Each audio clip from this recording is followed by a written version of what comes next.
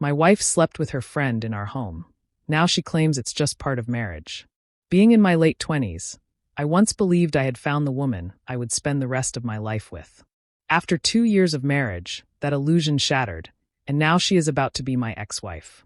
A few weeks ago, I had to leave town for work, leaving her home alone for the weekend. She threw a party, invited some friends over, drank heavily, and from what I gathered, substances were involved. One of her male friends stayed the night, and according to her, they slept together. She claimed not to remember much, but she recalled enough to confirm it happened. The worst part was that I didn't even hear it from her.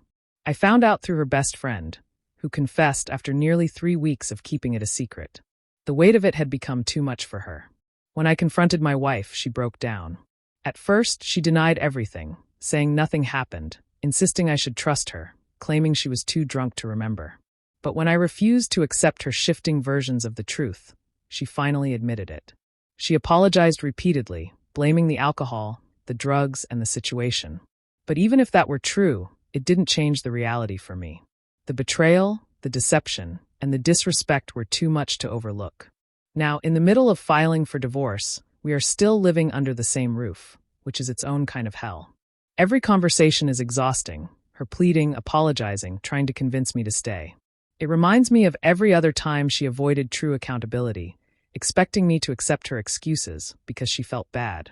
During one conversation about the logistics of the divorce, she broke down in tears, asking how I could give up on us so easily, as if it took so little for me to walk away.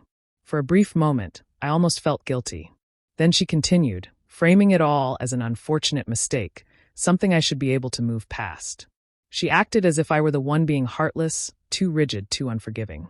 That was the moment everything became clear. This wasn't just about the cheating, it was about how she saw herself, her actions, and me. She wasn't truly remorseful for what she did. She was only upset about what it had cost her. She was sorry that I refused to pretend it never happened. Sorry that I wouldn't play the forgiving husband who just let it slide. I realized then that I didn't need to keep explaining why this hurt me or keep repeating myself, hoping she would finally understand. I told her plainly, I was done. She never valued me or our marriage enough to stay faithful, and because of that, nothing she said now mattered. She burst into tears again, but instead of feeling conflicted, I felt something else, relief. I had finally seen things for what they were. D-Day was 3 months ago. The divorce is nearly finalized, and I'm doing my best to move forward. I refuse to let this experience define me. I've accepted that my soon-to-be ex-wife isn't an inherently bad person. She made a catastrophic mistake, but lacks the ability to fully take responsibility for it. I don't think she even understands why she did what she did. Instead of facing the consequences, she's thrown herself into some fantasy with the guy she cheated with, convincing herself it's something real. But I know the truth. He's a mess, behind on child support, barely keeping his life together, and now she's tangled in his chaos. She isn't building a new life with him. She's just orbiting his. She spends most of her time at his place, and even then, I know she regrets what she did.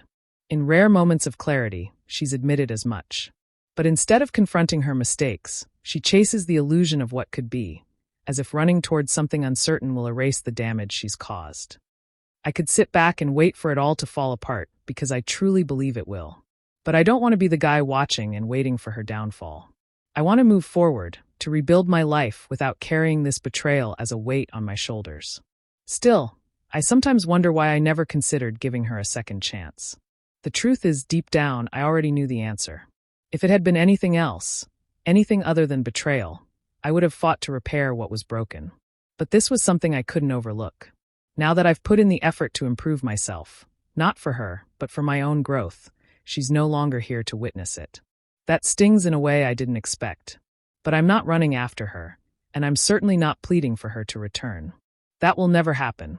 I refuse to let this break me, and I won't allow it to define who I am. Either she will come to understand what she lost, or someone else will recognize the version of me that she never fully appreciated. I know I'll be fine, but that doesn't mean it's easy.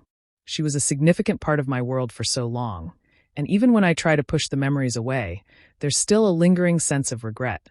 Regret that maybe I didn't express my love in the way she needed before everything unraveled.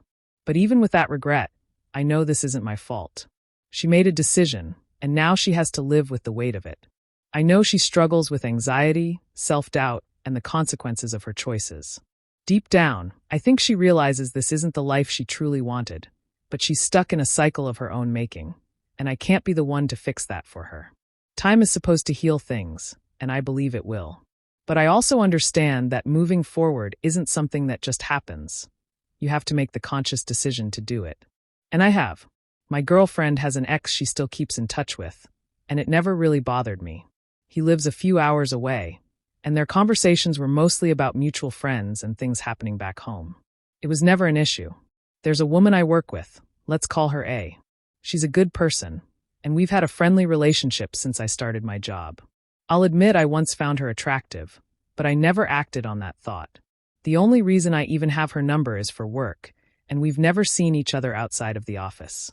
The other day, my girlfriend stopped by while I was on my break and saw me chatting with A while we ate. She instantly lost it and stayed upset with me for the rest of the day. I asked her why it was okay for her to maintain a close friendship with someone she had been with intimately, yet I wasn't allowed to have a completely platonic, professional connection with a coworker. The argument didn't reach a conclusion, and I considered bringing it up again because the hypocrisy didn't sit right with me. A lot of people pointed out that she might be projecting, but at the time, I didn't think so. I even checked their messages just to put my mind at ease. Everything seemed harmless. No mention of meeting up, just casual conversations. The distance between them made me feel like there was nothing to be concerned about. I was wrong.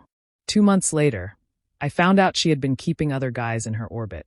She didn't physically cheat, not in the strictest sense, but she was entertaining multiple men behind my back, maintaining connections that went beyond innocent conversations. We broke up, and honestly, I've never felt more relieved. If I've learned anything from this, it's that projection is a huge red flag. People who jump to accusations without reason often do so because they're guilty of the very thing they fear you might be doing. Her reaction told me everything. This wasn't about fairness, it was about control.